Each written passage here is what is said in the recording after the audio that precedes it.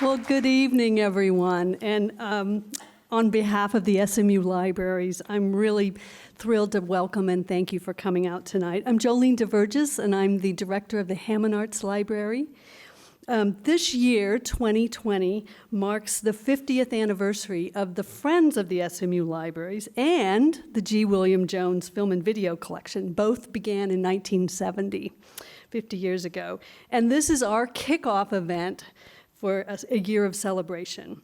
At its founding, the Friends of the Libraries agreed to provide opportunities for their members to become acquainted with the rich resources of the university's library system and establish the SMU Libraries as centers of cultural activities enriching the whole community.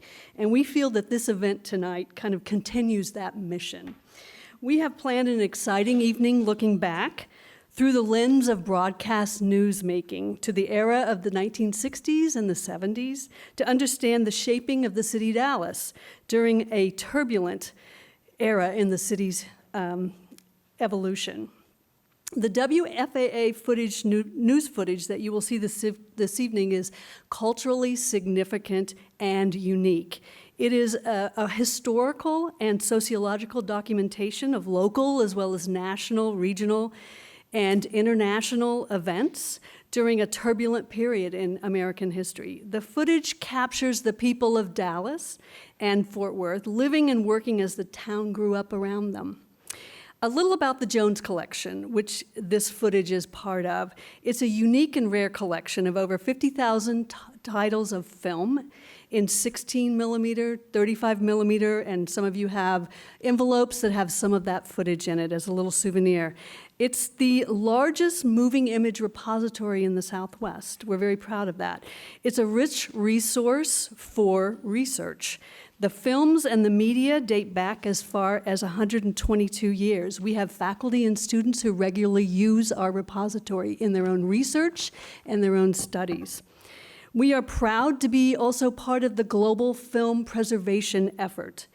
Important films in our collection with local significance, some of which you'll recognize. We have the Tyler Black films or the race films. We have the Gene Autry films, and we have Benji. And we love our Benji collection. There are commercial, industrial, and educational films also in our collection that were created here in Dallas. The news film collection was donated to SMU in 1988 by the Belo Corporation, and it's the highlight of this evening's program. It is truly unique. No other copies exist, and it's been the focus of our preservation efforts for the past few years. This evening is really a celebration of the work that we've done to preserve this fragile cultural asset. The Library of Congress estimates that as much as 75% of silent film has been lost forever. The need for film archives and preservation has never been greater. On the table, or in your hands now, are cards with a link to the donations page. In honor of our 50th anniversary, we ask that you consider making a financial gift to us so that we can continue the work of preserving and exhibiting film for another 50 years. You also receive some information about joining the Friends of the Library, so you can attend events like this in the future and join us. Now I'd like to introduce Chris Sadeghi. Chris has been a reporter with WFAA since July of 2016. You can see him in the early mornings on the show Daybreak, where he reports on all subjects, but has a franchise of stories called Rewind that spotlights the film preserved by our collection. He's been reporting for 15 years, is a graduate of the University of Texas, but also a graduate of Allen High School right up the road. He was raised in North Texas, and most of his family still lives here. So please join me in welcoming Chris and our panelists.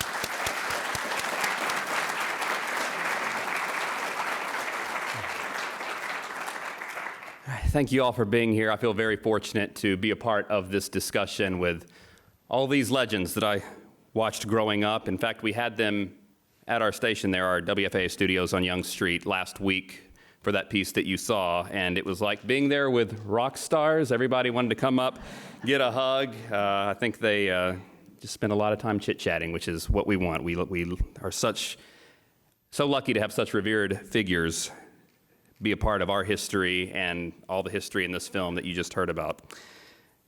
I also just want to mention that Daybreak Rewind series. If you're up that early and you're watching, a special thank you to SMU, the Jones Film Library, for the effort, the preservation effort. This is exactly what they're talking about right here. 3,600 spools just like that. That's a lot of film that needs to be preserved. When we get it, it's in a nice, neat digital file, but preserving a physical copy. It's something you can hold, it's something you can touch. There's a stability that goes along with it. So we certainly thank SMU for all the work they do with helping us revive some of the classic stories that these gentlemen did. All right, so each of the panel members here today, they've selected a couple stories each that we're gonna watch together, and then after each story, we're gonna pause and talk about it a little bit as they kind of pull back the curtain on how those stories came to be. First though, let's tell you who we have here today. If you were watching that story, the guy with the pipe in his mouth doing the interview, things have certainly changed. He worked at WFAA from 1974 to 2003, also did 1 year at WFAA Radio, the old radio station. He is Doug Fox.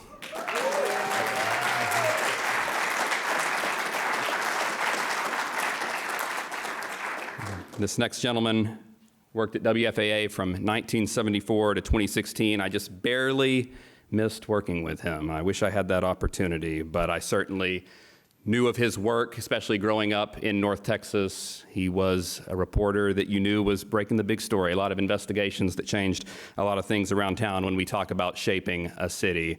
Everybody, Byron Harris.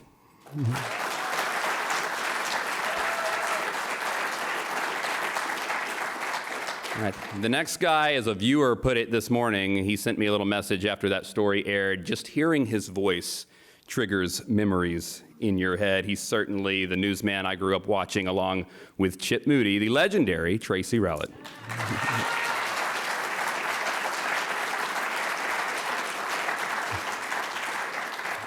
And the guy who helped make it all happen kind of behind the scenes, you may not have seen his face on the screen, but as any reporter will tell you, you need a good producer. You're only as good as your producers, and he was a newscast producer. He actually started as an intern at WFAA, spent a combined 19 years there, started as a newscast producer. I think he was the first executive producer at the station, and then worked special projects, even was a sports producer. To show you how important it was, he was the guy for a while who had to keep Dale Hansen in line. He is John Sparks.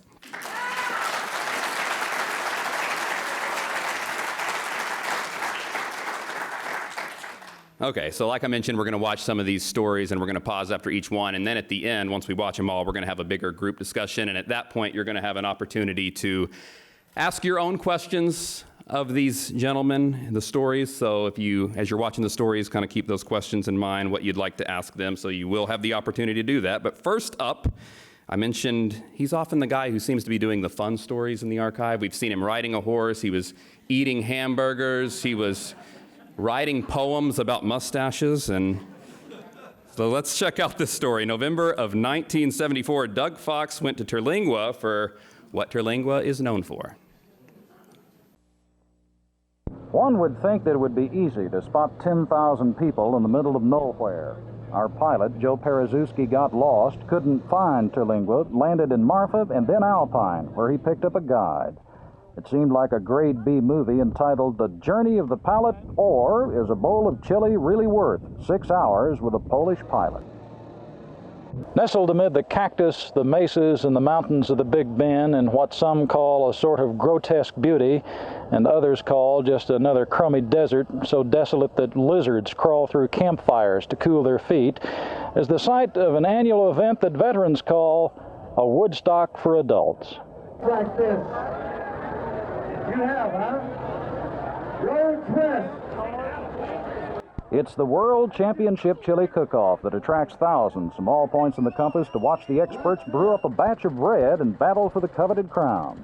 The varieties are endless. There's Razorback chili, Chili Spiel chili, a German Czech concoction, Lamy chili, Gila Monster chili from Arizona, Super chili from Houston, Cowboy chili, Bragg chili, Two Alarm chili, and chili laced with rattlesnake, armadillo, lizard, pork, beef, lamb, and who knows what all, but never beans.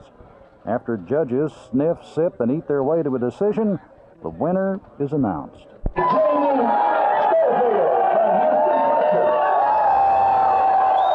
Janie Schofield considers her new title of world chili champ not a victory for women's lib, but chili lib. Her special recipe includes chocolate. I call my concoction, normally I call it hot pants chili, but I decided to clean up my act and call it straight-laced chili, and you know. Okay, and it's laced with what? It's laced with pearl beer, that's what it's laced with. After the winners are announced, there's not much left to do except eat the stuff, guzzle beer, or maybe chase a rabbit or fall down an abandoned mine shaft. Such is the case in this one-time boom town for mining quicksilver, but now just a ghost town, except for the first Saturday in November. Doug Fox, Channel 8 News, with a bad case of indigestion in Terlingua, Texas. At least Terlingua hasn't changed all these years later. I think it looks still very much like that. Well, Doug, it looked like you had some trouble getting there. Just what was the story behind that? It seemed like, that flight seemed like it took forever. I mean, it was up and down, and the guy couldn't find the place, and it was just a mess. But we finally got there, and honestly, that is like a living Mad Magazine article at Terlingua for the chili cook-off, and it was fascinating. You're in the middle of nowhere, and people come out there and drink a lot of beer and cook up all this chili and have a blast, and then it just kind of all, I guess they all disappear after that. It was interesting. I had to flew out there. It was one of the first stories I guess I did right after coming to Channel 8, and because I came in May, and this was like in November of '74 when I got there, and they assigned me to go out to Terlingua. I said, "Where's that?" You know, I came here from Oklahoma. I didn't know anything about Terlingua, and it was an adventure. It was really an adventure. A lot of fun. And how much chili did you consume? I don't remember. I don't know. I had some, not a whole lot. I had some of the beer going back, I can tell you that. Was the flight coming home a little smoother? It was a lot smoother. Well, they knew where they were going then. All right. Well, you know, this next story we have, it's also food related, but this one a little bit different tone. February 1975, Byron Harris talking about Hamburger or the dangers thereof.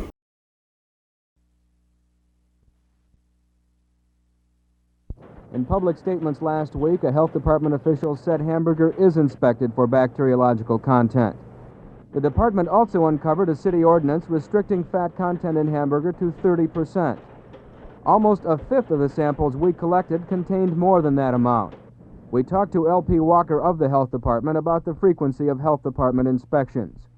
We use the sampling process for all foods. So you go out and buy Hamburger, we might go out and buy chicken a la king or something like this. So you don't check Hamburger on a regular basis? Not on a regular. Hamburger is a food to us. We will pick it up as we go along. To us, Hamburger is not as potentially hazardous as other foods. We checked health department laboratory tests. They show that in 1974, the city inspected once for bacteria in Hamburger. One store. There is no city ordinance on Hamburger bacteria, but there is one for fat content in Hamburger. In 1974, the city checked 3 times for fat content in Hamburger, 3 stores. One of them belonged to a grocery chain. When we asked why so few inspections, we were told the man who does fat analysis for the city retired last year. No one has been rehired to take his place. In 1973, however, when he was on the job, the city checked 9 Hamburger samples for fat content. Byron Harris, Channel 8 News. So, Byron, you were saying last week when we met, this story did not sit well with a lot of people. You got some kickback on this. There were some angry people in the meat industry, I guess. Well, this was really a follow-up to a big series we did called Germburger. We went out and sampled the biggest supermarket chains in Dallas, Tom Thumb, and at that time Piggly Wiggly and Kroger, And we hired a lab, and we took all these samples, and it was quite laborious because the samples had to be refrigerated and cataloged, and it cost a lot of money. And then we found, in those days, nobody monitored bacteria. Bacteria, as you know, is still a big deal now. There's a new strain of E. coli every year, it seems.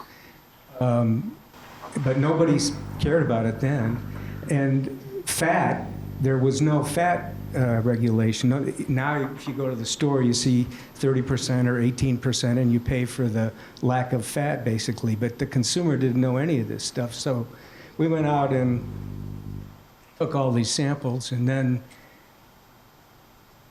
this TV station wasn't used to having bad stuff said about advertisers. And it turned out that Tom Thumb came out looking really bad. They in those days, they still do it. I mean, not just Tom Thumb, but if you actually look at the hamburger you buy, you'll often notice that it's red on top and brown on the bottom. And take note. So Tom Thumb did not come out well. Their hamburger had a lot of fat in it, and also the way they sold it, there was chuck. They would say, this is ground sirloin, this is ground chuck, this is ground hamburger, but it was all the same stuff. And so we put this on TV, and Tom Thumb pulled all of its advertising, and it was a big deal. And so the CEO of Tom Thumb was Jack Evans at the time, later became the mayor of Dallas. And he was quite angry, and he came down and said, this reporter's wrong. And so we said, oh, we'll meet with you. So we sat down with the general manager, and I showed him all these lab tests that we had, and he said, looks like you've got the goods on us. So they started to change. They started to sample more, they started to label a little bit differently, and they started to be more bacteria conscious. So it turned out that was really a follow-up. The city was supposed to inspect all this stuff too, and it didn't do it. And I don't know what they do now, but I think in general there's more attention paid to sanitation around butcher shops and supermarkets than there used to be. So. How was your relationship with him once he became mayor? Had he forgiven? Yeah. We came to be friends. I could call him up and he'd do an interview with me. It was quite strange. Great. Awesome investigation. Okay, next story. This is actually one Tracy Rowlett filed for the ABC network. This was a notorious death penalty sentencing back in the 70s. Perhaps by coincidence, perhaps not, there's a parallel case developing in McKinney, Texas, about 40 miles north of Dallas. 35-year-old XL White, convicted as the trigger man in a triple murder during a 1974 holdup, told a judge he doesn't deserve forgiveness and asked for execution as early as possible. As if that wasn't dramatic enough, Collin County Judge Tom Ryan yesterday permitted a TV news crew from our affiliate WFAA in Dallas to record the actual sentencing. The convicted murderer, here on the right, was shackled to an accomplice as they made their way into the courthouse. Reporter Tracy Rowlett of WFAA picks up the story. First before the bench was the 38-year-old White, the trigger man, and his comments surprised the handful of bystanders who could hear him. I don't want to live myself no more. I have finally put together how 3 people died, and I'm the one that killed those people. And it's a hell of a thing to live with. I'm not going to ask for forgiveness, because I don't deserve it. All I ask the court to grant me the nearest execution date possible.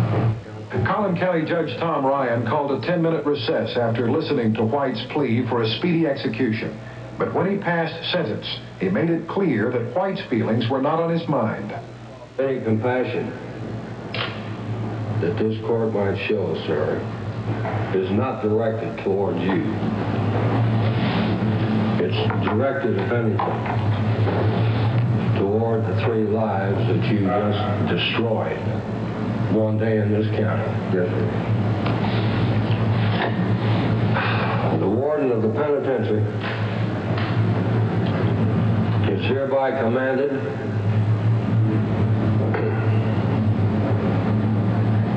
to keep you in his custody until the Friday, the 10th day of December, 1976.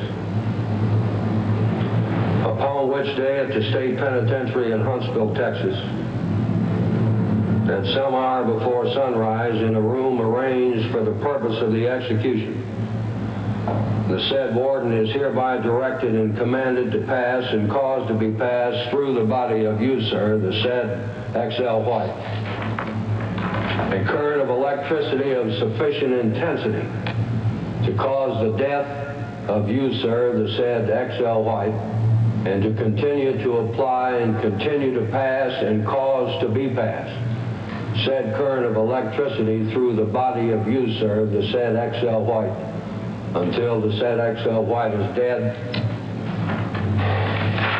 We'll stand recess. Barely audible from White was a "thank you, Judge," before he was led back to an inner courthouse room. His court-appointed defense lawyer says he is now prepared to appeal White's sentence to the U.S. Supreme Court, even if his client doesn't want him to. Tracy Rowlett for ABC News in McKinney, Texas.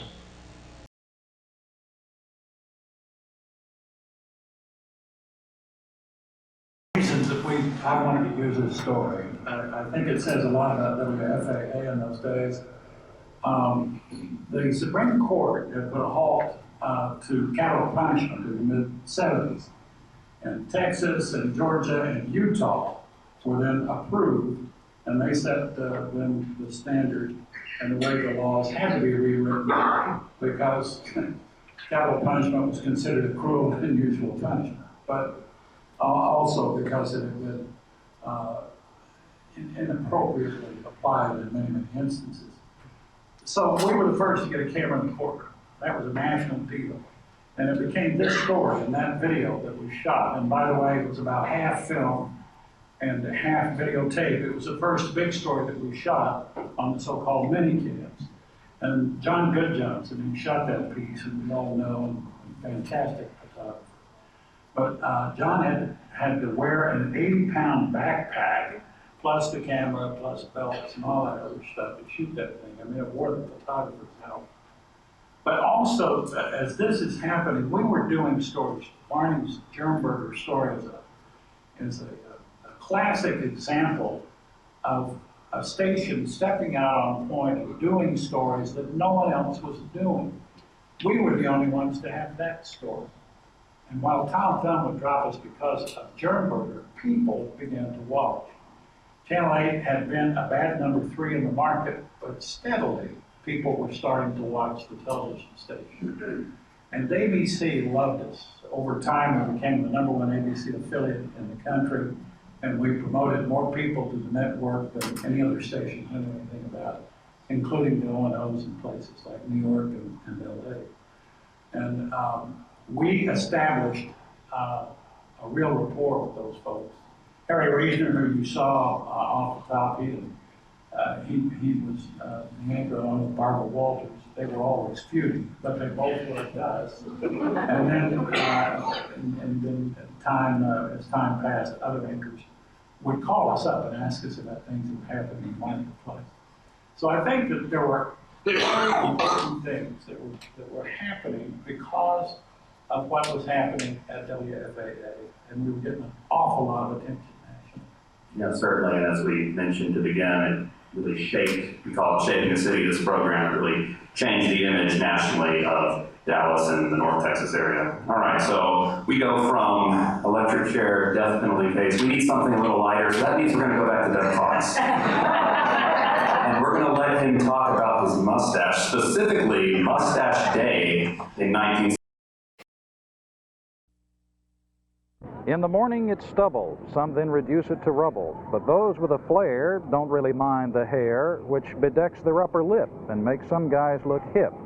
Some grow it short, narrow, and thin. Others let it grow till it reaches the chin. Some give it a twist, a curve, or a curl. Others let it sag, stick out, or twirl. Our mothers protest that it looks a fright, but the girls all tell us it's out of sight. Fathers remember what it was like to grow hair just above the teeth, somewhere up there. We gather together on this special day to pay tribute to the mustache in a special way. By writing this poem and all its hokum, we fill up the newscast with another story on National Mustache Day in all its glory. If you think this is silly and the words are too frilly, then indeed it's not worthy of Doug Fox, Channel 8 News, Fort Worthy.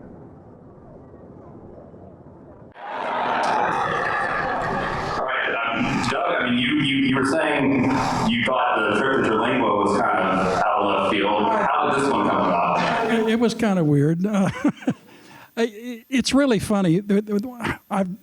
Tuba Christmas. Are you all familiar with Tuba Christmas? It's down at the Thanksgiving Square down there, which I don't know if it's really a square or not, but downtown every year. They always have tubas show up, and they assign me to go cover the Tuba Christmas.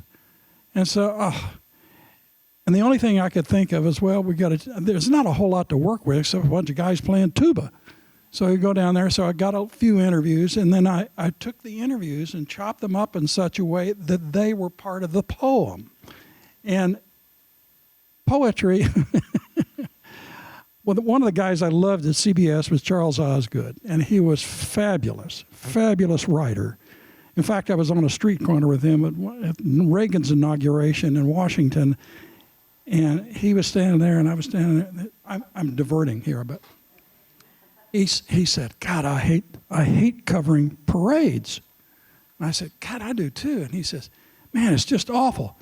Look to the left, look to the right, wave to the left, wave to the right. That's about it." And I said, "Oh, hell, there goes my story." But he had a real knack for using poetry, and I said, "Well, why the heck not? Never write anything serious, at least not with my poetry, because it was just a lot of fun. It's fun stories that take you, give you a different look at things. And Mustache Day, I don't know where that came from. Probably a John Sparks assignment. I remember one time in the New Orleans, one of the national conventions in New Orleans, he was going, "Okay, Tracy, we want you to do this, and Byron, go do this, and blah, blah, blah, and Doug, you go out and do something funny."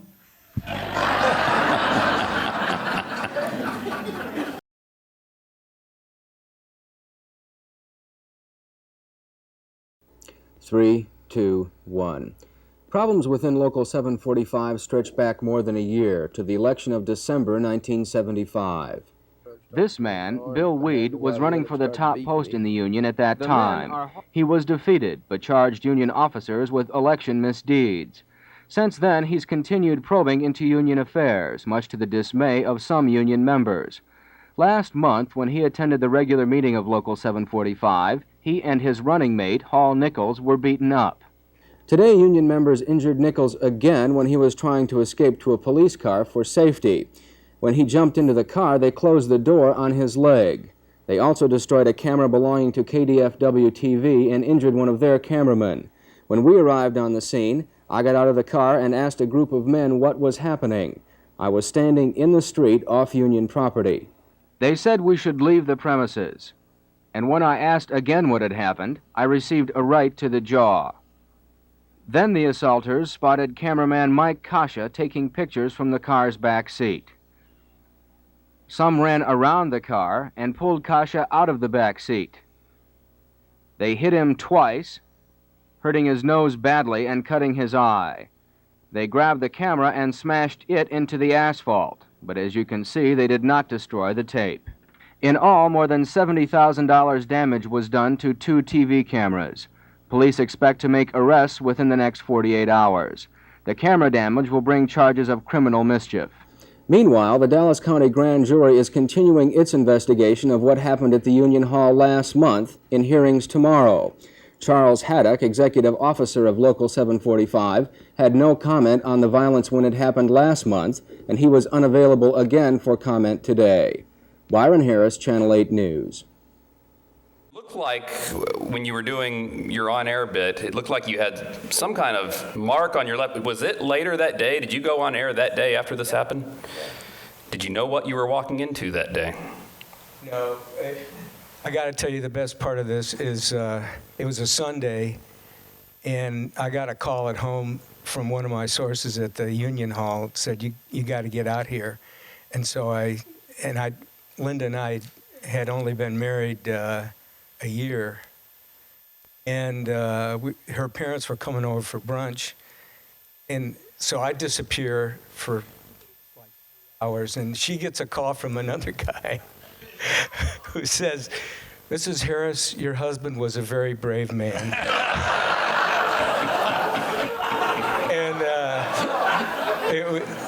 And that's the funny part. So Local 745 was the largest Teamster local in the west of the Mississippi. 13,000 members, and it was very corrupt. The Teamsters were very corrupt. They were in league with Las Vegas gangsters and New Orleans gangsters, and and they were mad at me. So the big guy told them to come out and beat us up, because they actually thought the Channel 4 crew was us. That was the first bunch they beat up, and then we got there and they beat us up too. But if you look at we can't roll it back, I don't think, and it's not worth it. But so we got there, and there was this mob of guys out there, and I said to Kasha, my photographer, okay, I want you in the back seat, and I want you to roll on everything. And so I get out of the car, and I walk up to start talking to these guys. And I played football in high school, and I'm used to being hit, but these guys, they had animus. And when you're up against professional beater-uppers, the first thing they try to do is pull your shirt down so you can't hit them back. And they did that, and the first thing that happened right away, and I thought, what's going on here? And then they hit me, and the other interesting thing was I never figured out why so many truckers wore diamond rings. One reason I've discovered was so they can cut your face when they hit you. But the other funny part was, so I walk up to these guys, and Kasha's kind of following me, and they hit me. And then they hit me again. So I look over at Kasha to make sure he's rolling. And these guys, they just follow me. And then they see Kasha in the back seat. And then so then they run around to the car and pull him out and pull the camera out and start beating him up. So I guess the lesson to that is, if you got somebody shooting you while you're getting beaten up, don't look at him. How was he? It looked like he really was cut up. Did he get the worst of it? Yeah, he had a concussion. Were charges ever filed in that case? Yeah, we got paid for the camera, and the Teamsters wanted to buy us off too. They wanted to pay us money pay us personally not to file charges. But we didn't do that. And like you said in the piece, the camera was destroyed, you were beaten up, but the tape survived and ended up on air. That's because in those days, the tape recorder was separate from the camera. And so they figured, well, if we destroy the camera, we'll destroy the pictures. But the pictures were in the recorder, which was a separate piece of stuff. And that was the evidence. All right, our last story features more anger at reporters. Lou Sterrett, the man whose name is now on the Criminal Justice Center in Dallas County, longtime Dallas County judge. This one's going to take some explaining, and we'll get to that after we see it. But he was not very happy with Mr. Rowlett over here. Hopkins County Commissioner J.L. Corson and his wife say they've known the Sterrett family for more years than they can remember. And just down the road from their house is the Sterrett family home. The kidnapped mafia tale was told to them by Judge Sterrett last week, they say, at the state meeting of county judges and commissioners held in Houston. Well, I asked him if his wife was there, if she came with him, and he said no, she's had quite a jolt. She had been real nervous since an attempt of kidnapping. Said they was right ready to grab her when they found it out, and he had two good deputy sheriffs, and they stopped it. Or did he say when this took place or why it took place? No, he didn't say when. Did he say why? Well, he just said there was a mafia there in Dallas that was the people that were getting people in with them. And it was just an ex-convict that they had hired to do this. That the mafia had hired? Yes, they had been hired to do this. He did mention the mafia several times. Mrs. Corson, did Judge Sterrett say anything about threats against Sheriff Jones? Yes, he did. He said that he just implied that the sheriff they would get him. He said, he's going to be killed. They're going to kill him. And I said, oh, no. And he said, yes, they will. He said, they'll get him. Now, was he talking about the mafia when he said this? Yes, I think he must have been talking about that. It was all in the same conversation, and he implied that the mafia was pulling people in with them, that maybe it was that the people that was against him or against the sheriff. I don't know just what he meant about it. It used to be a great station. That's the reason you're way down low on the podium, folks. That's the reason Channel 5 is so far ahead of us, because they are factual, intellectually honest. Are you talking about anything specific? Your constant, daily news, the things that you've done here in the past many months. You just mentioned Tracy Rowlett. I'm talking about your entire state. Well, you just told me about Tracy Rowlett. Now, is there anything specific about him? What did he do? If you think you're going to get me and devour my family like that man did, you just lost it. I don't think you'd be that vicious. You look like a fairly decent person. Well, I'm not trying to be vicious. I'm asking you for... Don't you ask me anything that involves my family. No, I asked you, Tracy Rowlett... I'm telling you, though. Well, you said that he did this and that and the other, and if you have an accusation, then it needs to be made public as far as I'm concerned. I'm telling you, the conference is over. We're through. Goodbye. Okay, like I said, we're going to have to explain this one a little bit, Tracy Rowlett. So he was not happy with you. You were telling me he actually, for a while, was trying to get you fired because, go ahead and explain it. That the woman talking about a mafia kidnapping, what was that all about? Apparently, this is a part of a giant plot, scheme, conspiracy concocted by Lou Sterrett. By Lou Sterrett. You got to remember that Sterrett, for 27 years, had been the county judge, and in those days, for those of us who have been around for a little while, he absolutely ran the county. And he had, after Sheriff Deckard had died, he had been instrumental in putting Clarence Jones in the sheriff's department as sheriff, but it was corrupt because bail bondsmen were paying deputies to go out and get folks who had jumped off their bails, right? So, and killers were going free while the sheriff's deputies were out hanging paper on these fellows who had escaped.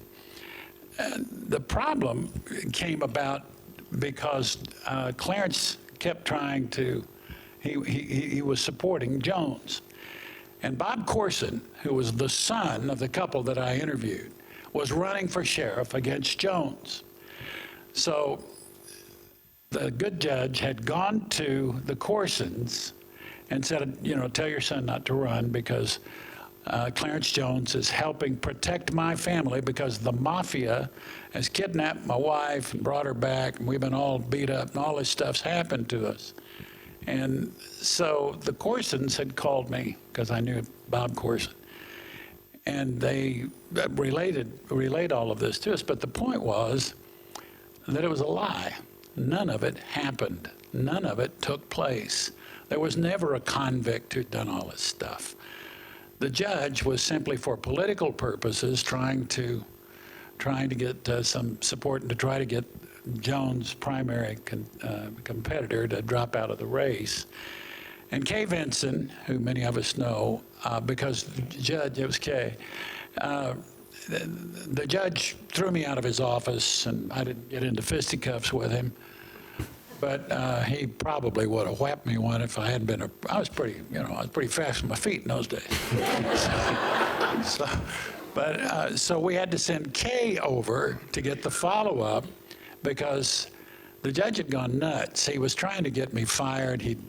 All the brass over at Belo across the street from the Morning News and those folks had come over and looked at this very long series of reports I'd been doing because Lou Sterrett was trying very hard to get me fired. And but they said, hey, it's all there. It's all factual. He said these things. And by the way, he admitted having said these things. But then, so Kay went over and said, what are you saying now? Because he was hanging a lot of bad words about me all around the county. And, but I think that it was important because we frankly were, and thank God for the management that we had and for the kind of commitment that we had at Channel 8, because people backed us on these stories. And because they did, we were able to take on the strongest politicians in the area. Yeah, and those are all the stories we have to watch, which kind of leads us into the next segment of this program, just the discussion. And that was actually the first question I had. We talked about the role of television. It was kind of emerging at the time. WFAA was at the forefront of that. And when we talked last week, all of you mentioned that it really was kind of a game changer, that city leaders now suddenly had this media that was watching what they were doing, pressing them on things, asking the questions they didn't have to answer before. John, you've been sitting over there quietly. I'd kind of like to hear from you here just about kind of any of these stories and kind of what I just mentioned, how you guys changed the game back there in the 60s and 70s. I had a lot of things on my mind. One of the things about these guys, they're great colleagues, and I respect them all. But I think each one of them would tell you also that it wasn't just the guys that did this also. There were women that also made their mark. Kay Vinson, who interviewed Judge Sterrett, was one of those. And I look out in the audience, I see people like Michelle Redmond, Phyllis Watson, and Midge Hill, and gosh, I think we might have had Linda Harris too, by the way. It was Linda Metcalf, our consumer reporter, yeah. And a lot of women and a lot of people. We had more diversity than 4 white guys sitting up here. Thank you. The other thing is that I want to go say something about the management. When Tom Thumb, pulled their advertising, Ward Huey, who's our general manager, he told me, he said, they need us more than we need them. And it's what's going on, so we're going to do it. And with that kind of backing, you can't ask for anything better. It's great to have that kind of backing. Then the other thing that I brought to mind when I was watching the stories was the one about X.L. White. The man was sentenced to be executed. He ended up having to wait a long time before it finally happened, but it finally did. But the one thing that came to mind was that the cameras in the courtroom. You didn't see cameras in the courtroom back then. One of the reasons that we were up there was that Judge Ryan had a son who was dating Bert Shipp's daughter, who was our assignments editor. And that just shows the importance of relationships. Seriously, you never know. You never want to hack somebody really way off, because you never know when you're going to need them again. And that's kind of a selfish way of saying it, but those are things that came to mind. But you couldn't ask for a better group of reporters up here, I guarantee you that.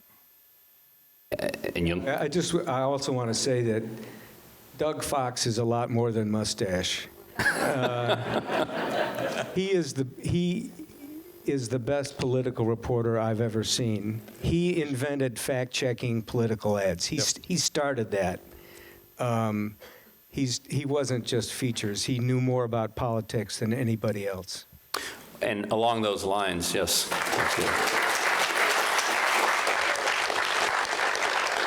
Along those lines, talking about politics and dealing with politicians, Tracy, I remember you saying that during that time, if a politician, whether they were running for president or whatever office, if they wanted to reach the people, they knew they had to come to Channel 8 specifically to get their message out. You know, it's absolutely true that they wouldn't talk to the other stations. Typically, they would feature one station they'd talk to in the marketplace, and it was us. And a lot of things went into that, of course, and as Sparky's pointing out, there were a lot of people who were involved, and we had a lot of very good people who were making these kinds of inroads, and we had people like Doug, who was constantly working political folks, but our numbers had started going up because the people were watching, and because I think we had a product that you couldn't find anyplace else. Walter Cronkite once said that television news is sort of a headline news service, and I'd like to think that we were a great deal more than that. And we didn't follow newspapers. We were all trying to do good original reporting, and I think we succeeded in that. And the numbers were going up to the point that when the series Roots aired, we were doing 60 shares. People, that's an incredible number if you think about it. Of course, you got to remember that it was before the days of cable and so forth. But yes, of course, the politicians wanted to come where the numbers were and where people knew what they were talking about when they asked them questions. One of the Clayton Williams, who was one of the Republican candidates for governor, came in to do an interview with me one day, and he said, "My staff tells me if you don't do Channel 8, you didn't do Dallas-Fort Worth." And that's the kind of clout that we had, and it opened doors for us. And every year before, every 4 years before big convention was being held, particularly the Democrats, there was a guy in East Texas, Mount Vernon, I think. We used to go over and do a story on this guy because he was the one that designed the set for the Democratic National Convention. Guy from Godebo, Texas, I don't know, somewhere out there. But we go over there, and he said, "I know why you guys are here." And we said, "Well, we're here to do a great story on you and your splendid display." And he said, "No, you're here because you want permanent floor passes at the convention." It's true. But it worked. It worked. And we invested a lot of money in covering I did 14 national political conventions, which is staggering when I think about it, but that's the fact. And Sparky can tell you more about it because he was the executive producer and all that stuff. And another point I was going to make, and I've forgotten it. That's the problem with getting old. Remember, we babysat Tina Tate's kids. I mean, she's the one who handed out all the credentials for the convention, you know. So we babysat her kids so we get extra passes. I remember that. Well, let me also give John a pat on the back, because John was the one who originated the split screen. Often to the chagrin of the politician, I'd be interviewing somebody, and suddenly John would say, "Let's roll in so-and-so," the guy who was running against him. And we did this with the president. We did it with Phil Graham. We did it with a lot of people, but that was John who would do that. So you'd do a split screen, and they'd start, arguing back and forth, which was great television and very informative.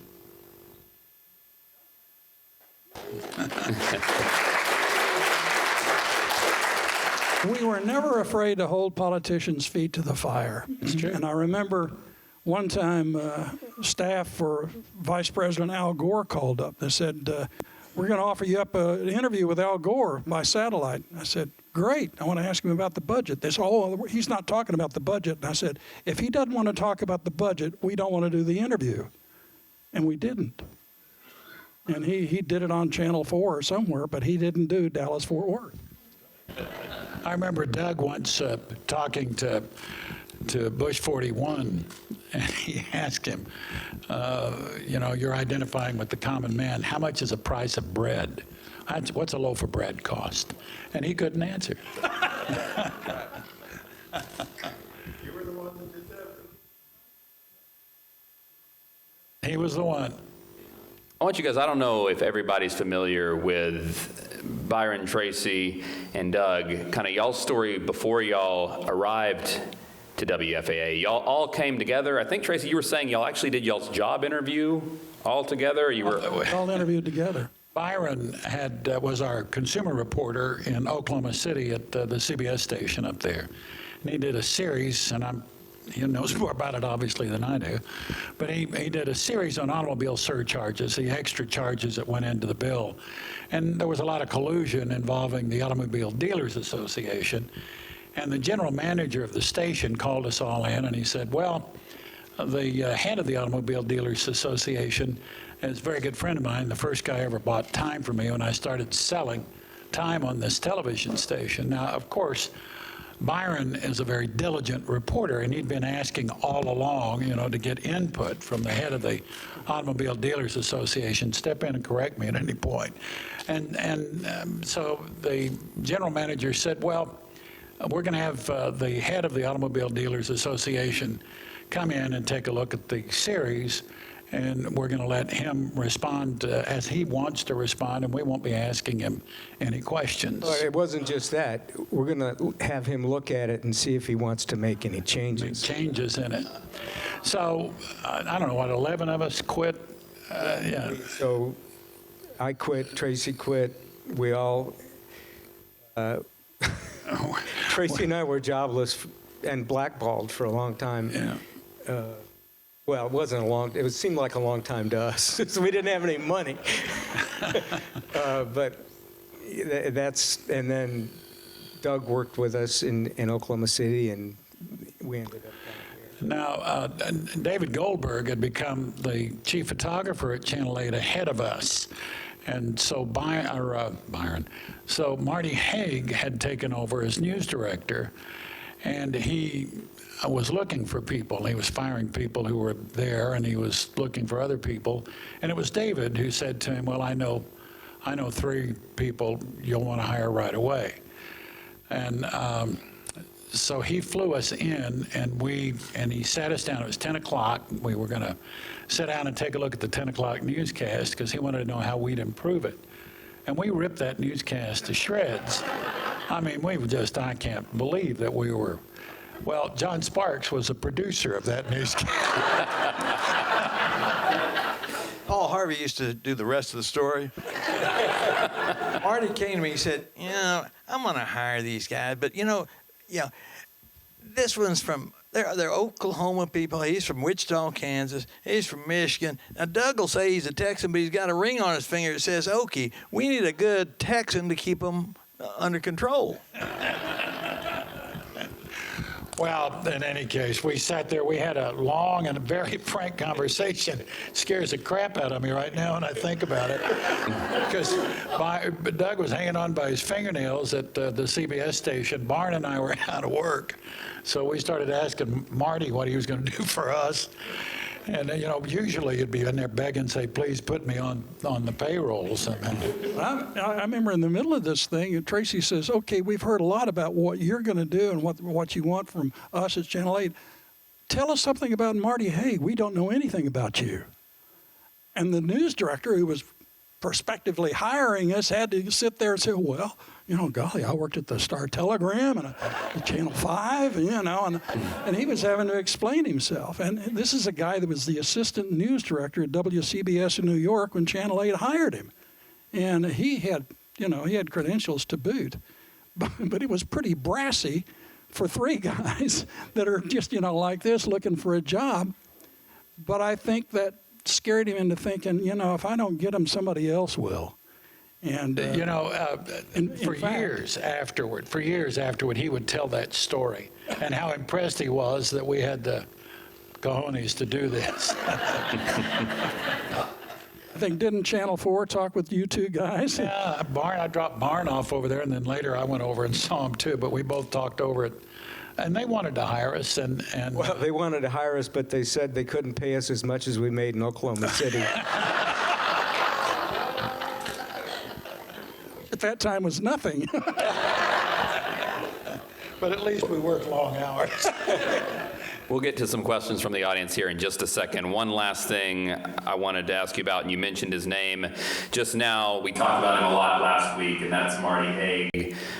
All of y'all spoke very fondly about him. Byron, when you were in the newsroom last week, you said that for everybody who's ever come through WFAA, they should go and take a long look at the plaque that we have in our newsroom. Just when we talk about having the backing of management and having a vision and being able to do the stories that do lead to change and not having managers like y'all had in Oklahoma City that allow people from the outside to come in and change things, just kind of what impact did he have, not only on all of you, but kind of the broadcast journalism industry as we know it?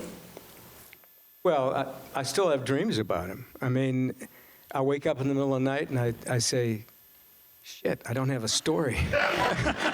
And then I wake up and I'm retired. I don't have to worry about that anymore. I mean, he was a great guy, and he was just an extraordinary leader. That's. Well, I think that all of us would agree that one of the things that Marty had was an uncanny ability to spot talent. Some of it, not people we necessarily liked. Bill O'Reilly was one of them. But all of these folks, well, with a couple of exceptions, but most of the people he hired, it's like, you know, a diamond in the rough. He saw something. There was something about Marty that he could just, the kind of introspection that he could see with these folks. And I think that plus the commitment, and by the way, we pushed him on the commitment, and we started talking about how we wanted to set up, we wanted to do beats. We wanted to set up newsroom beats, and we wanted to be we wanted to be a reporter-driven shop. We didn't want to be a producer, not with the exception of Sparky. We wanted him to tell it. But we didn't want the producers to tell us how to do our stories. And Marty was always very agreeable about that sort of thing. And, you know, we were kind of pushing our weight around. There were a couple other people, Goldberg and then Max Page, who also came in to be one of our photographers. And it was probably Sparky, but I think it might have been Bert Shipp, who called us the Oklahoma Mafia. And which, you know, at the time was an insult, but became really a badge of honor. And I think we all wear it with great pride today. Being a member of the Oklahoma Mafia was a big deal. There are two other guys. Not only did Marty kind of set the ball rolling and got things going, and we became number one. John Miller came in, and for 20 years, he kept us number one. He was a great news director when Marty got bumped up to management. One of the other things we haven't talked about here this evening, and John Sparks played a huge role in this, and that's the SMU investigation. He was the guy. Sparky came to me one day in the newsroom. He said, Doug, what would you say? He said, I've got this player at SMU who wants to talk about getting paid to play, but he wants $10,000 for an interview. I said, Sparky, we don't pay for interviews. He says, I know, but we've got SMU right here. I said, we don't pay for interviews. And he said, okay, I'll go try to sell it. He sold it. And tell him about it. Oh, yeah. That is not exactly how it came down. I remember it. David Stanley's mother wanted $25,000. I said, we don't pay for interviews. I said, he pays the piper, calls the tune, and that's not the kind of business we're in. So just to set the record straight, that never happened. Now about one thing, go back to Marty. Marty was also a good buffer. I mean, Ward was he backed us, we had the backing management, but also Marty was a good buffer that ran interference and let us go about doing the things that need to be done that we wanted to do. And Marty, he'd write these checks, or he'd okay it. We'd be, one afternoon an Air Canada crash came out of Dallas, crashed up at the Cincinnati airport, and he came to me and he said, hey, go get us a Lear, and you and Barney and Parcell and I'll go up there and let's cover this thing. And so we did. I mean, he thought big, and there was a big prison riot down about the time Nixon was fixing to resign, and we had office pool about whether Nixon would go first or Fred Gomez Carrasco and his band of guys down at the prison in Huntsville, which would come down first. And but when that story broke, Marty was out of the office and he came across the wires, and so I was kind of the de facto guy, and I said, okay, let's get a couple of crews down there right away. And then I got to thinking afterwards, I said, oh, great, he'll come back and he'll ream me for throwing that much at it, And so we had a conversation, and he said, I'll never, ever, you'll never be in trouble with me for throwing more than whatever you think ought to go to it, but you better damn sure make sure that you never ignore a story. And that was the philosophy, and we were blessed to work under somebody like that. I also want to say that he started a tradition of, I don't know what it was like before he got there, of not letting the reporters feel the pressure from other places. That still, when Carolyn was the news director, continued.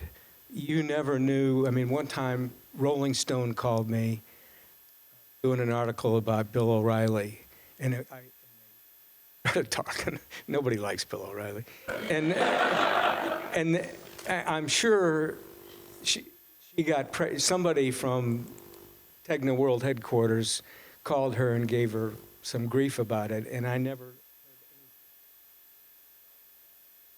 any tradition that Marty started. The reporter never feels pressure from the news director, external things that are moving against.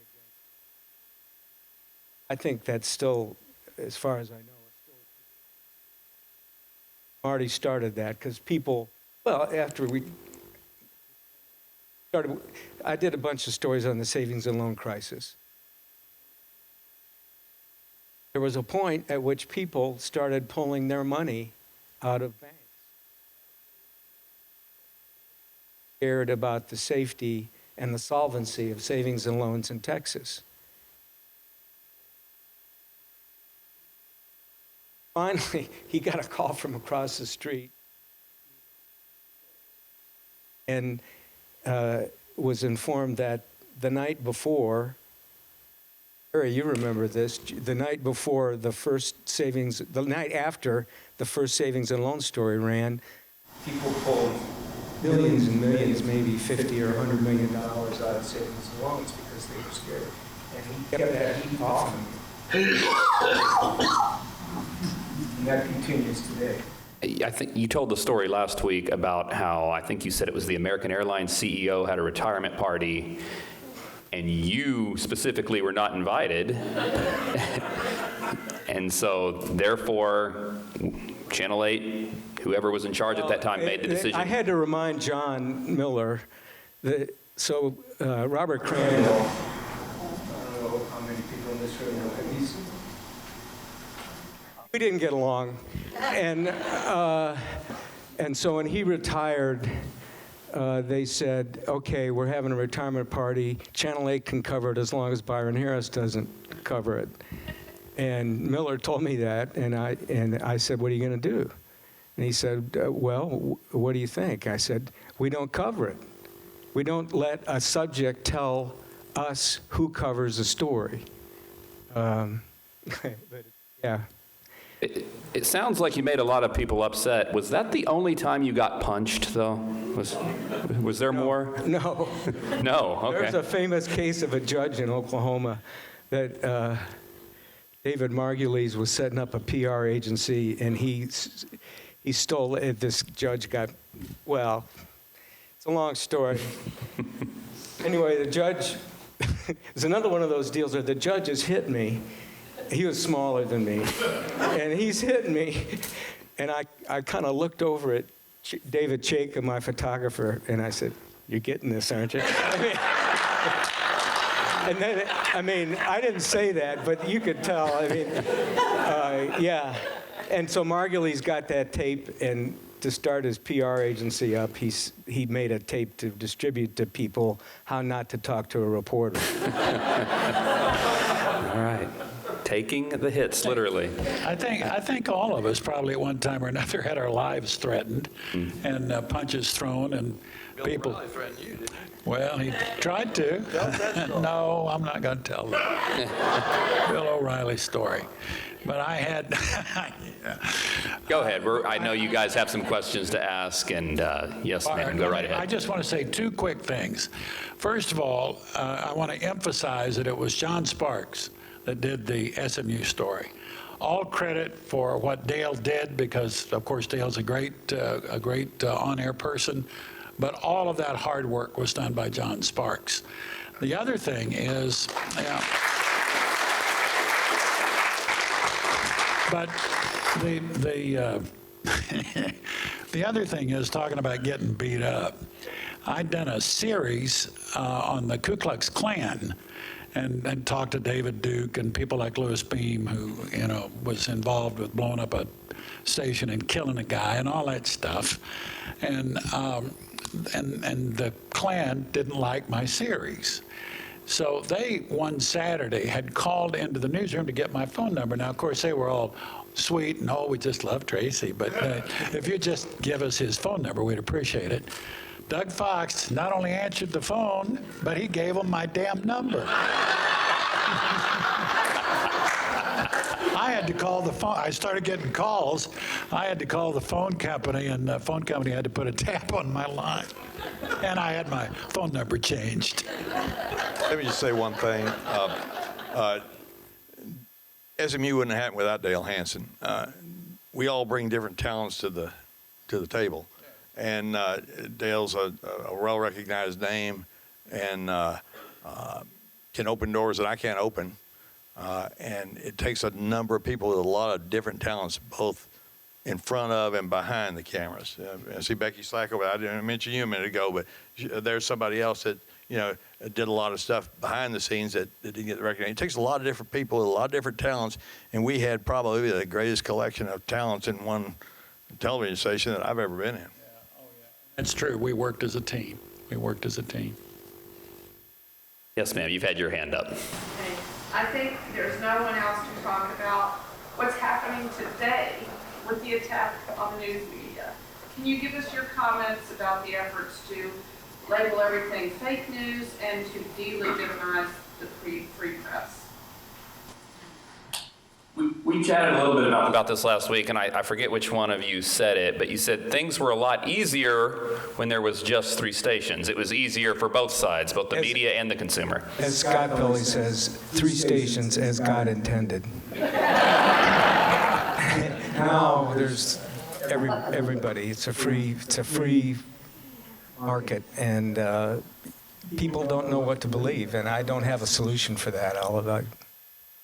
Well, I mean, I think that I'd have to say that obviously the attack on journalism in this country is detrimental to our society, detrimental to our democracy.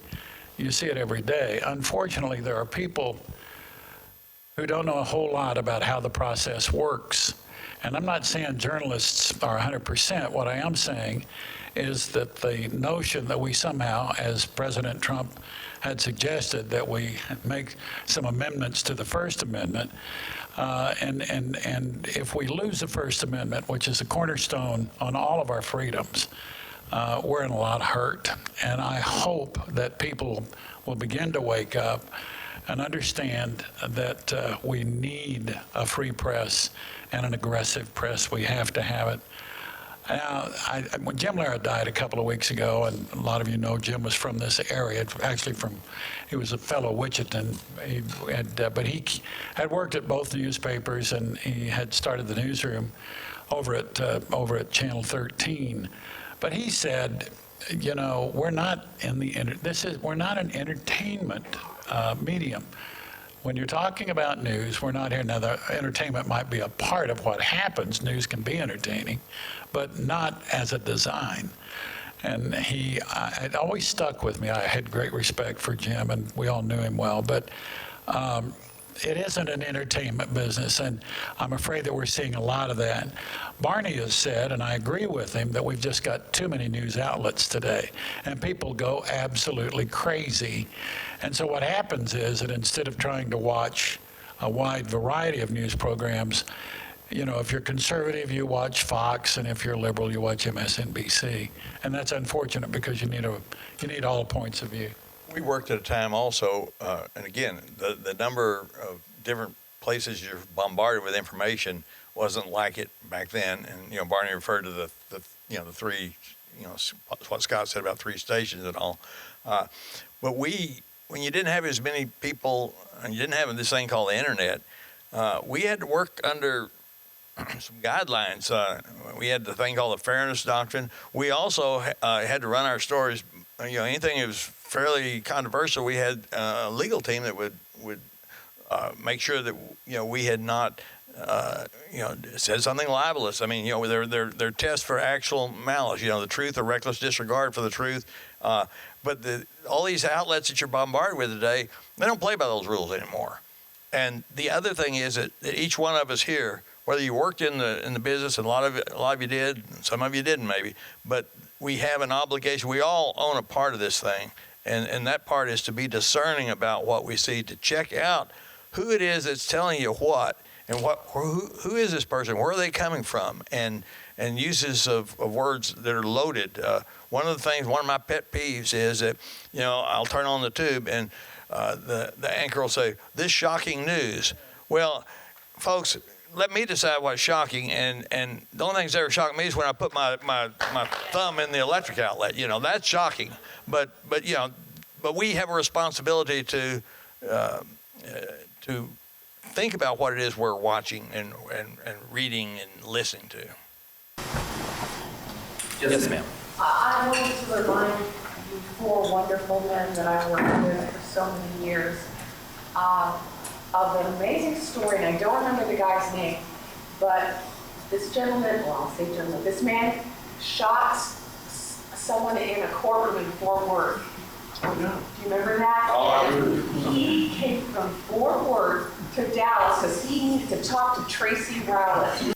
And much to my chagrin, I was the managing editor of Channel 5 in Fort Worth, and of all the gin joints in all the world, he walks into his lobby. What I love is that, and you'll tell the story, but what I love is that the Dallas police were like, "Oh, we need to take this man," and you're like, "Actually, I need to interview him." It was just the greatest that even he was watching Channel 8. George Lott, he actually killed 4 people over there, and later was executed. But yeah, that was quite a day. And I remember John Goodjohnson was, I guess he was running the desk at the time. But I think he was. But anyway, the criminal's friend there. That's all. I love Channel 8. We had. The receptionist made George Lott the killer sign in, first of all.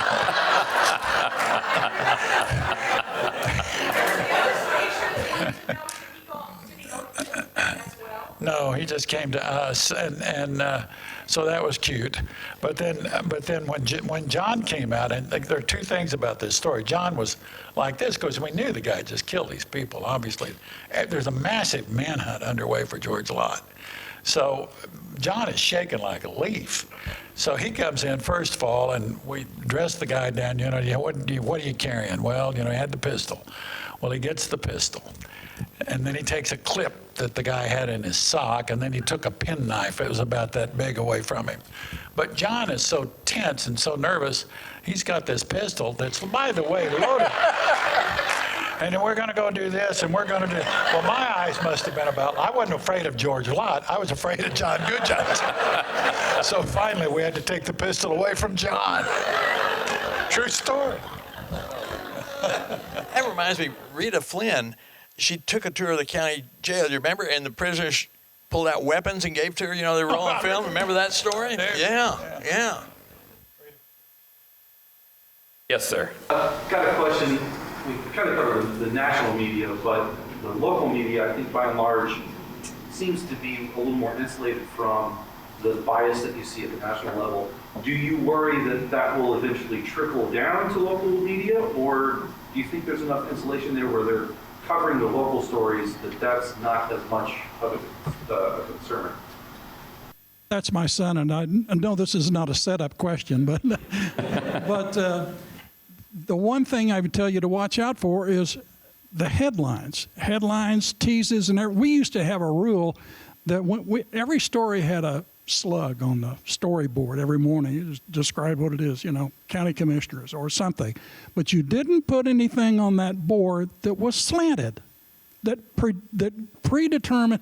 You go into court and somebody said, well, now what's the slug on that story? Fox, hired killer, And it blows your objectivity from the get-go.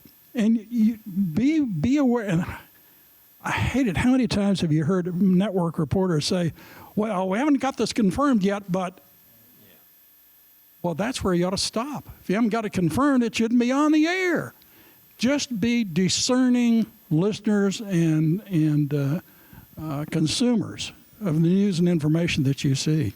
I think most of us from at least a certain age group, I don't know if I know you had heard this, but there used to be the old adage, and that was, get it first, but first get it right. We all heard that over and over and over again, and I think we all tried at least to do that. You got one follow-up question? Are you offended or flattered that Ron Burgundy looks patterned after you? You always admired his mustache, right?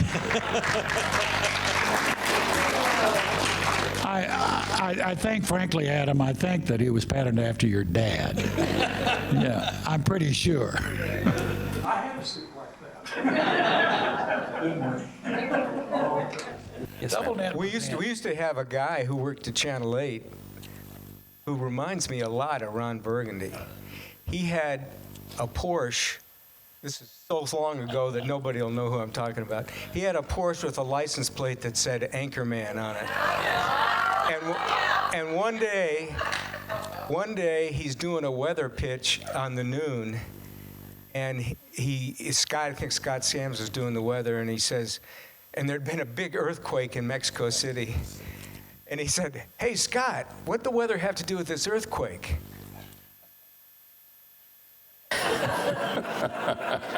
He was that dumb. Well, he also said that day, he said, well, surf's up.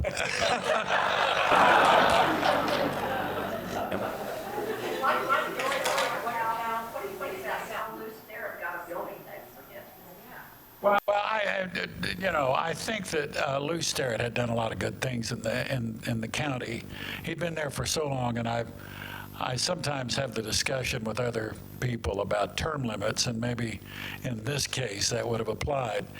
But he soon felt that he sort of owned that position, and that there was absolutely nothing that should be able, to touch him. But I had a lot of respect for Lou. We used to get along well together, and I actually got some good information from him on other stories. But when this business happened with bail bonding, and he started standing up for Clarence Jones, who, by the way, he was probably innocent of personally doing anything, but he wasn't a leader, and he couldn't corral his people. Incidentally, I'll say this very briefly. There was a court of inquiry that was called to look into the bail bonding scandal. And so they would call people in to talk to them and try to get them. And so in order to get them to talk, and I remember it was Whitley Sessions was the lawyer, and D. Brown Walker was the judge, and they were old line guys. Well, they started giving immunity to people so that they would testify, and by the time it was all over with, they'd given immunity. Anybody could be prosecuted, so no one was ever prosecuted in the bail bonding scandal.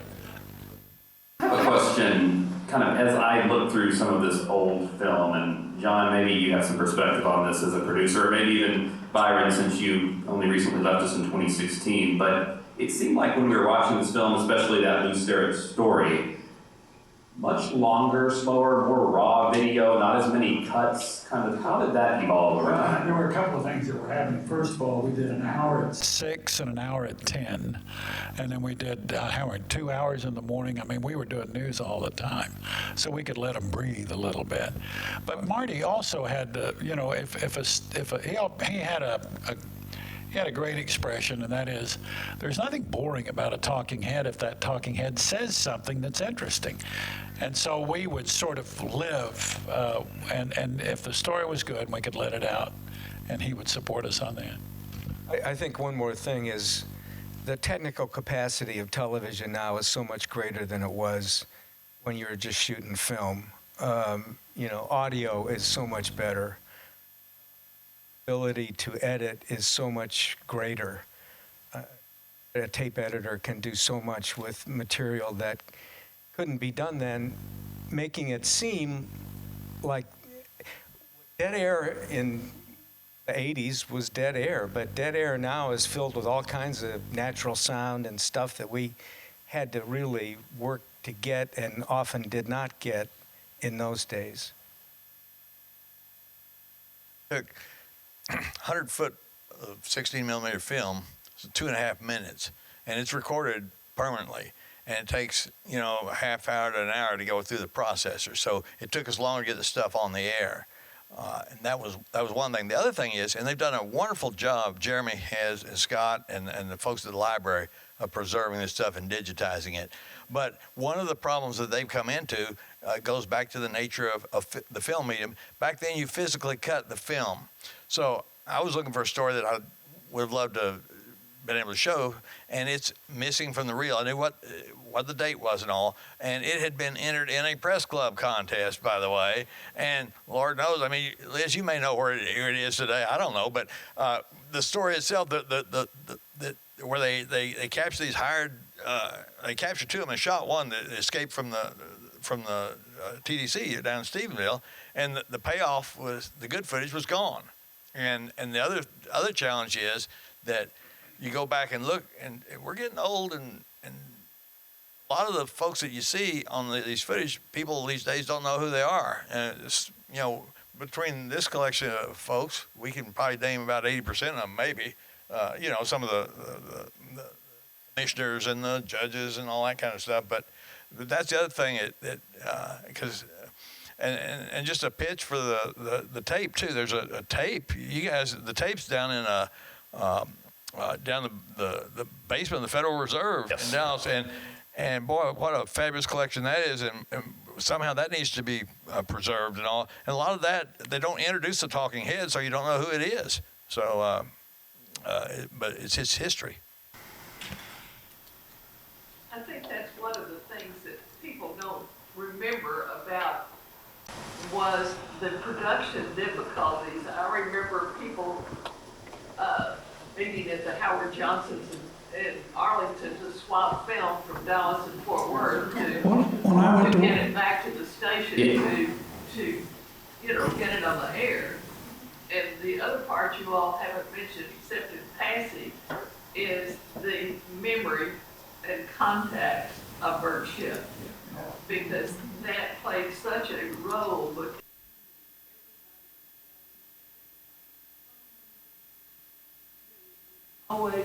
there was always a constant source. Bert was a gold mine, absolute gold mine, and he knew everybody. And I went to him one day and I said, Bert, you know anybody that knows anything about eavesdropping equipment? He says, oh yeah, Hoss, and he whips through and gives me this phone number. Now he says, go out and interview this guy, but only believe about half of what he tells you. But he was terrific. And the other, to your first point, when I first went to work at Channel 8, it was in the Fort Worth Bureau in 1974, and we had to have film on the bus heading to Dallas by 2 o'clock in the afternoon in order to make the 6 o'clock news. Well, that's a 4-hour lag before the story hits the air. That gave you an opportunity also to go back and double check anything that you had questions about. And if the story changed, you drove to Dallas and changed it there, recut the audio there. But you don't have that now. Now you flip a switch and Beirut comes up. And it's just the nature of the business has changed so dramatically. But just, again, be good, conscious consumers of what you're seeing and watching. Yeah. Well, it's changed. And sometimes the film didn't make, I mean, I remember Bob Sandlin spilled coffee on the lead story one night. Or we had a guy who developed film named Wayne Hogan, and sometimes Wayne, after chemical exposure to film chemicals over the years, his ears started to get bigger, and he looked kind of like a human insect, and he had this cigarette butt in his mouth all the time, and the ashes would be falling into the chemicals as the film went through, and so by the time it got to the last vat, it may have been in there too long, and the film would come out pink or fuchsia or blue, and where's your story? You got no story. You got no film. It didn't happen. It happened a lot. We had a couple of runners. George was, I can't remember his last name, he had a big old Cadillac. And George would go, and I'm not exaggerating, 90 miles an hour through downtown Dallas to get us from point A to point B. You hated for him to pick you up, but he also picked film up from wherever it was being dropped off. And the thing about George, I think one of the reasons that he didn't worry about this stuff is that he was drunk all the time.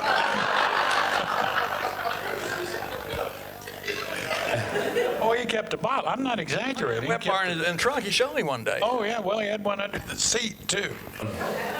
So he'd get from DFW. I mean, he probably had set the record for, in 5 o'clock traffic. He'd get there in 8 minutes to downtown Dallas. I mean, I'm not kidding you. He'd do it. I soiled more than one pair of pants, I'll tell you. Any other questions from the audience? Yes, Brian. Could y'all describe in 1977 when WFA transitioned from film to video, not only gathering the news, but playing it back for the air? And that must have been pretty chaotic, I imagine. Well, it was hell at the top of it. Because as I mentioned earlier, when we did the courthouse thing in McKinney, John Goodjohnson had both film and videotape. He was using both of those things. And that big pack, I mean, it was just a backpack that those guys put on, and it weighed by itself 80 pounds, and that didn't count the the camera, and they had a big battery belt they had to wear and all that stuff. And so it was chaotic, and I don't think most of us, at least initially, liked the image that we saw on videotape. And I remember thinking, God, this has got to improve, because you wanted the texture of film, but it was cheaper to shoot video. On the one hand, it also helped us a lot on production, because in the film days, if you had a reporter package that you saw up there where you'd hear Tracy's voice and you see the footage, well, the voice is recorded on full coat magnetic playing on an A film projector, and the footage is shown on a B, and you've got all the stories for the whole broadcast in order on these two big reels. And sometimes there were projectionists that, would be up there and they'd fall asleep at the wheel and they'd push the button on the A machine and go past it. And these were all synced to time up. And you'd lose stories that way, or you'd lose them because of a physical splice break on the film. And when producing an hour broadcast, you always had to have some extra things in your back pocket for when that happened to fill the rest of the time. And that was always that turned these. Yeah. I remember listening to John talk about this reminds me that he once brought his pastor and his pastor's wife into the control room where Bobby Ellis was directing this thing. Well, Bobby had invented words, but oh yeah, and I mean there wasn't any word that wasn't used, and I guess she went ashen, didn't she? Yeah, I told him who's coming. I told him who's coming in, and I said, 10-12, which means clean up your act, Bobby.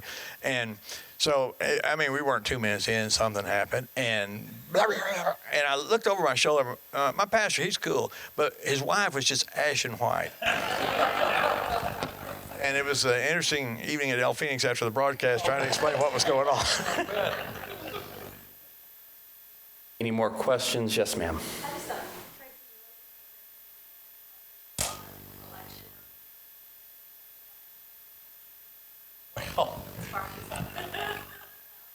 Sparky, Sparky. Now he'll probably correct me, But he would forget that he also had the mic open. I remember it was Senator John Tower. No, it was Clements and, yeah, who was running against Clements that time? Well, anyway, he would say things, and he'd be saying derogatory things about the governor, and they'd be hearing that as they're on the air. I mean, you give the spare earpiece to the candidate, you put them on split screen. But I forgot that while the video was split, everybody was getting the same thing in the earpiece, namely program audio, except when I'd hit the switch, that way I could talk to the reporter or whoever had the earpiece. And so you get caught up and think, you gonna let that guy say that, And you see old Gov Clemens going, oh, well, who's He'd say it, you know what, he don't know what he's talking about. Well, the guy'd be hearing it. Get that old man off the air. Yeah. Why don't you shut up? And it's I'd say, what? But let me tell you about it. You're sitting next to Midge. And I have to tell you that once upon a time, now Midge, if you girls would pay attention. Well, I couldn't say it all. What to who? Well, you remember when you and I were anchoring together and you wanted to know how to pronounce the fish, C-R-A-P-P-I-E, and I told you it was crappie. And I told you that my father always took me fishing on the river, and I knew it was crappie. You said crappie. You said crappie. You talked about crappie fishing. You did. Yes, sir. Anybody else? Yes. Tracy, could you tell the story about Clayton Williams running for governor? He was on his ranch in West Texas, and the weather rained out his big cattle roundup, and all the cameras were going to be rolling on this, and it rained like hell. Do you remember what he did? Is this where he was talking about just relax and enjoy it? Yeah. Well, go ahead, Doug. You tell. Well, it was actually I don't know if there are any cameras there at all, but there was a reporter for I think UPI or one of the newspapers was there. I wasn't there, but they were all sitting around chit-chatting after dinner or whatever, and somebody got to talking about rape, and Clayton Williams said, well, all I need to do is just sit back, relax, and enjoy it. But he said, it's like get a rape. Just sit back, relax, and enjoy it. Well, and that was the end of the campaign, I'm sure. The reporter said he got to thinking, wait a minute, you can't have a candidate for governor saying that kind of thing, and he wrote the story on it, and it killed his campaign for sure. Clayton was a fascinating guy. I went out to his ranch out at where is it? Way out there in West Texas, Fort Stockton. He really was. Doug and I spent how many hours, 2 or 3 hours with him in the airport in Austin, just shooting the bull with him. And he was a great guy, but he probably shouldn't have been governor.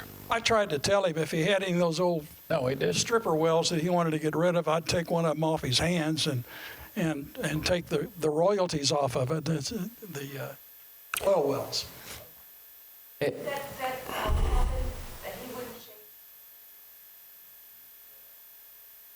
Bob Kruger and John Tower. They had Bob Kruger and John Tower. They wouldn't shake hands after a debate. I think it was somebody said something to somebody. But she's right. Clady also did it to Ann Richards. Clayton Williams came up with a great definition of politics, though. You remember what he said?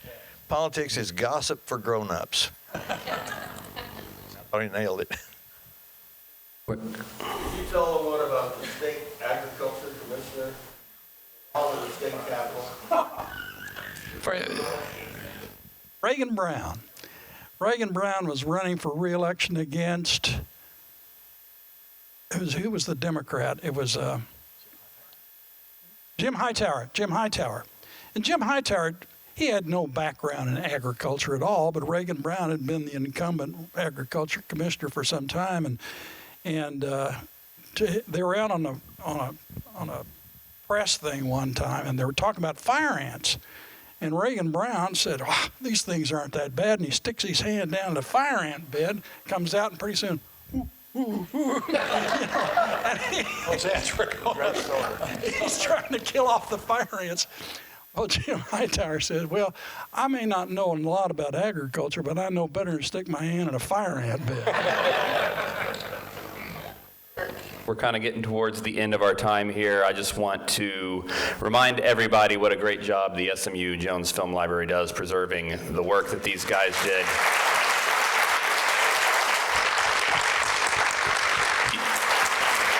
You've got your donation cards. Please give as much as you can. If you've got a few hours to burn, or a few days to burn even, go on their YouTube channel. That's where all this great video is, and you can spend a lot of time just looking back at how news was back then and the great work these guys did and the funny stuff Doug did with the mustaches and all that, the mechanical horses. And remember, we try to dig into these stories and air them every so often on our morning show on WFAA Daybreak, the Rewind franchise. But please give as much as you can. I'm just going to let you guys wrap it up here for us, just looking back at y'all's careers, y'all's time at Channel 8, y'all's time at in DFW doing journalism, just kind of how it all, kind of your legacy, I guess. You talked about how proud you are, and we call this shaping a city, just how you were able to do that. You know, I would like to say Midge Hill, Becky Slack, Sam Rosenwasser, the lovely Phyllis Watson, Michelle Redmond. Over here is Mr. Brown. Who else? Who am I missing? P.J. Ward.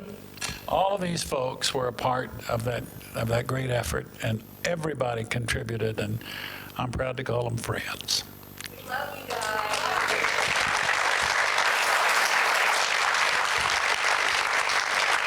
I would say there are no good old days. We make them look better than they were. There's only pretty good. There's only the future, and that belongs to Sheena and energetic young reporters who have to figure out how to fight through this mess and get credibility back again. It depends on all of us to watch our news consumption, who we believe, why we think we believe them, and what we can tell people about what we do. And that means, as reporters, every time you go out on a story, you're really selling yourself to somebody, and that's more important than it ever was.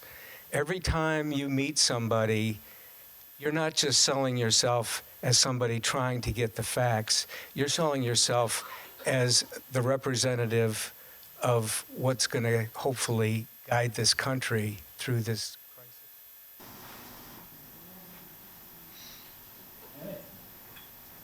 Well, I'm not a news junkie, but I did watch the 5, 6, and 10 for several years.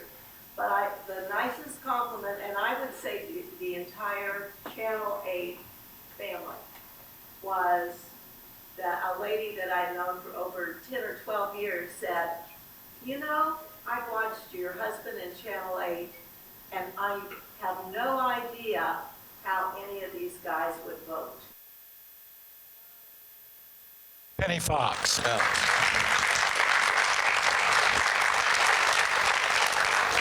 I'd just add that I was blessed to work with these guys and ladies also at a wonderful time in the evolution of television news. I wouldn't trade it for anything, and there are a lot of challenges. We worked hard, we played hard. It was serious business, and the challenge was that what we did was serious, but that we not take ourselves too seriously.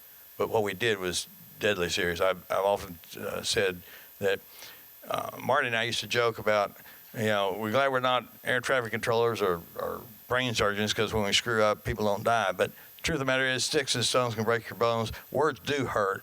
And a lot of people were hurt, a lot of lives were broken up and things by stories that we did. Don't regret doing those stories, but I regret that there's carnage in the way. I mean, people, it's serious business. But I was blessed and privileged to work with everybody in it. It has been an honor to be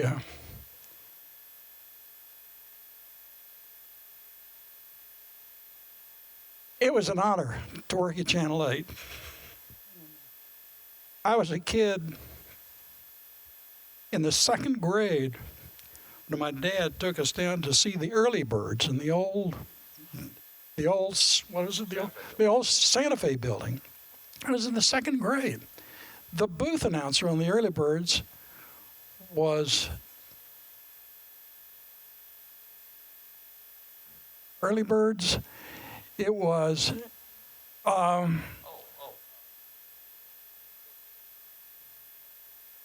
no, one before Norville. No. Wasn't Murray Cox, no. He introduced me as Bill O'Reilly one morning too. No, he was in the news department in radio news. John Allen. John Allen was the morning news guy on WFAA radio. I grew up, I went off to the University of Texas. I came back and got a job at WFAA radio working across the desk from John Allen. Nice man. And I told him that story. He said, "Oh my God, it's time for me to retire." I mean, to some extent, that's true. We all reach those points where you say, "Oh, it's time to go." Eddie Lavandera, is he still here? Eddie here? Did he leave? He was. Eddie Lavandera was assigned to me when he was in our news department. He was just a young reporter and assigned to me for me to kind of coach him and show him how to really write a good story and everything. We had one session. The next week, he got hired by CNN. I said, "See what a great coach I am."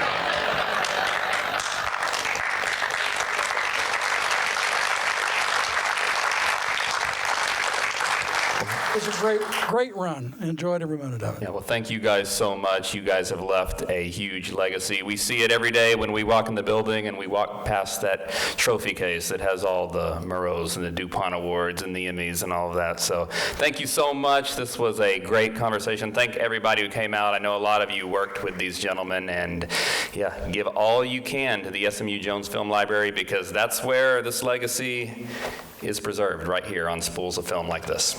Thank you.